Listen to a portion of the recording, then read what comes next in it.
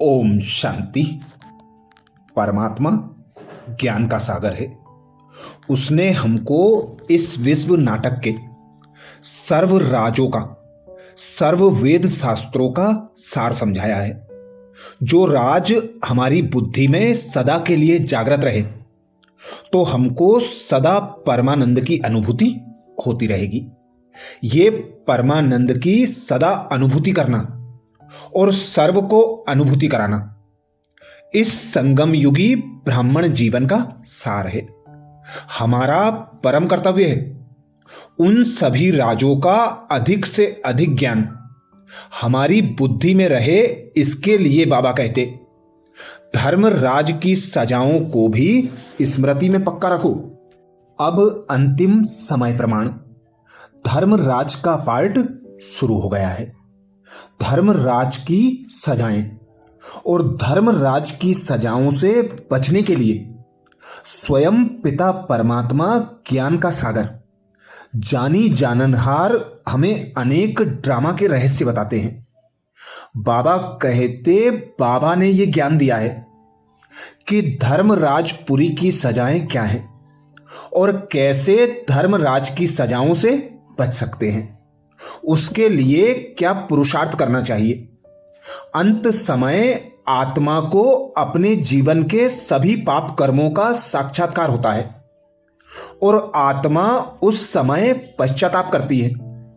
वह पश्चाताप और दुखों की महसूसता ही धर्मराज की सजाएं हैं। पुरुषार्थ सजाओं से बचने का करना है, नहीं तो बाप के आगे सजा खानी पड़ेगी। बाप के साथ धर्मराज भी तो है ना, वह तो जन्मपत्री जानते हैं। बाप का बनने के बाद यह विचार हर बच्चे को आना चाहिए कि हम बाप का बने हैं तो स्वर्ग में चलेंगे ही, परंतु हम स्वर्ग में क्या बनेंगे। ये महावाक्य 1 मार्च 2005 के रिवाइज कोर्स के हैं। आगे बाप दादा समझाते, स्वयं ही स्वयं का जज बनो। धर्मराजपुरी में जाने से पहले जो स्वयं स्वयं का जज बनता है वह धर्मराजपुरी की सजा से बच जाता है। सोच समझकर कर्म करो, बाप को कदम कदम पर फॉलो करो। श्रीमत प्रमाण संकल्प बोल और कर्म करो। कर्म से पहले संकल्प उत्पन्न होता है। यह संकल्प बीज है। यह संकल्प जीवन का श्रेष्ठ खजाना है। यह महावाक्य 27 सितंबर 1975 के थे। आगे बाप दादा समझाते, शरीर तो जड़ है, उसमें जब चैतन्य आत्मा प्रवेश करती है उसके बाद गर्भ में सजाएं खानी पड़ती हैं। आत्मा सजा खाती है। सजाएं भी कैसे खाती है जानते हो। भिन्न भिन्न शरीर धारण कर जिन जिन को जिस रूप से दुख दिया वह साक्षात्कार कराए जाते हैं और फिर दंड दिया जाता है। त्राही त्राही करते हैं, इसलिए गर्भ जेल कहते हैं। ड्रामा कैसा अच्छा बना हुआ है। ये महावाक्य साकार बाबा के 19 मई 1972 के रिवाइज कोर्स के थे। आगे बाप दादा समझाते, जन्म जन्मांतर का बोझ सिर पर है। साक्षात्कार कराते सजा देते जाएंगे। बहुत सजाएं हैं जिनका पारावार नहीं है। एक एक जन्म के पापों का साक्षात्कार कराकर सजा देते हैं। वह तो जैसे जन्म जन्मांतर की सजाएं हो गई। होता बिजली माफिक है, परंतु उसकी भासना ऐसी होती है जैसे सेकेंड में हजारों वर्ष की सजाएं खाते हैं। ये महावाक्य साकार बाबा के 5 दिसंबर 1973 के रिवाइज कोर्स के हैं। आगे बाबा समझाते, धर्मराज की ट्रिब्यूनल का रहस्य। बाबा कहते, कर्म का फल तो हर आत्मा को मिलता ही है। यह इस विश्व नाटक का अनादि नियम है, परंतु जो आत्मा जानते हुए परमात्मा के मना करने पर भी कोई गलत कर्म करता है उसके लिए ट्रिब्यूनल बैठती है और उसका कई गुना दंड मिलता है, जिसके लिए बाबा ने कई बार कहा है कि ट्रिब्यूनल उन बच्चों के लिए बैठेगी जिनको बाबा ने ज्ञान दिया है, सावधान किया है, फिर भी वे विकर्म करते हैं, बाप का नाम बदनाम करते हैं।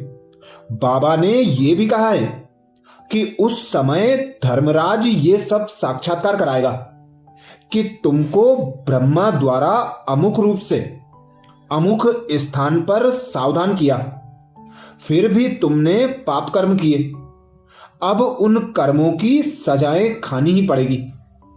कर्म के विधि विधान अनुसार विधान को जानते हुए विकर्म करना, परमात्मा के मना करने पर भी विकर्म करना, उसकी सजा अधिक मिलती है।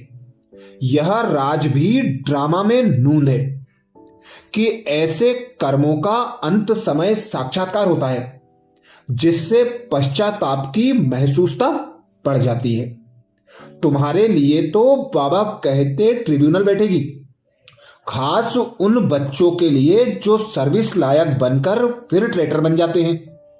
दान देकर फिर बहुत खबरदार रहना है, फिर ले लिया तो 100 गुना दंड पड़ जाता है।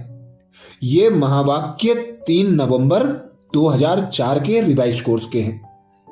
आगे बाबा कहते 1-2 से सेवा मत लो, कोई अहंकार नहीं करो।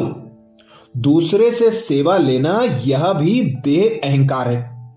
बाबा को समझाना तो पड़े ना, नहीं तो जब ट्रिब्यूनल बैठेगी तब कहेंगे हमको पता थोड़े ही था कायदे कानून का, इसलिए बाप समझा देते हैं कि साक्षात्कार कराए सजा जरूर देंगे। ये महावाक्य साकार बाबा के 5 मार्च 2001 के रिवाइज कोर्स के हैं। आगे बाबा समझाते श्रीमत पर चलते तो नाम, बाबा कहते श्रीमत पर ना चलते तो नाम बदनाम करते हैं। भल बच्चे हैं परंतु बच्चों को ऐसे थोड़े ही छोड़ देंगे। हाँ, ट्रिब्यूनल बैठेगी। बच्चों को तो और ही कड़ी सजा मिलती है, क्योंकि धोखा देते हैं। बाप तो उस समय मुस्कुराते हैं, कहते हैं इनको कुल्हाड़ी से टुकड़ा टुकड़ा करो। फांसी की सजा देने वाले रोते हैं क्या? ऐसे थोड़े ही बच्चों को दया कर देंगे।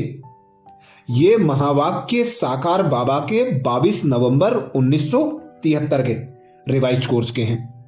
अच्छा, इन महावाक्यों से कुछ प्रश्न बने हैं। इन प्रश्नों को सुनकर इनके उत्तर अवश्य नोटबुक में नोट कर लें। पहला प्रश्न है, धर्मराज का स्वरूप क्या है और वह कैसे सजाएं देगा? दूसरा प्रश्न है, धर्मराज की सजाएं क्या हैं, कब और कैसे मिलेंगी? तीसरा प्रश्न है, क्या कर्मों का हिसाब किताब धर्मराज के पास है और वह कर्म का फल देता है? यदि है और देता है तो कैसे? यदि नहीं तो हर आत्मा को कर्म का फल कैसे मिलता है? अगला प्रश्न बना, क्या धर्मराज की सजाएं कल्पांत में विनाश के समय ही मिलेंगी या अभी भी जीव आत्माओं को जो कर्मभोग आदि के रूप में दंड मिलता है वह भी धर्मराज के विधि विधान के अनुसार मिलता ही है, अर्थात वे भी धर्मराज की सजाएं हैं। अगला प्रश्न बना, क्या धर्मराज सजाएं देता है? धर्मराज का कोई अलग स्वरूप है, कोई अलग धर्मराजपुरी है जहां आत्माओं के कर्मों का निर्णय होता है और सजाएं मिलती हैं? वास्तविकता क्या है? अच्छा, हम अपने पुरुषार्थ की गति को तीव्र करने के लिए धर्मराज की सजाओं से बचने के लिए अनेक महावाक्यों में जो धर्मराज के इशारे आते हैं उन इशारों का मनन चिंतन करते हुए ब्रह्मा बाप को कदम कदम पर फॉलो करना, शिव बाबा की श्रीमत अनुसार संकल्प बोल कर्म संबंध संपर्क में आना, यही हमें धर्मराज की सजाओं से बचने का आधार है। अच्छा, ओम शांति।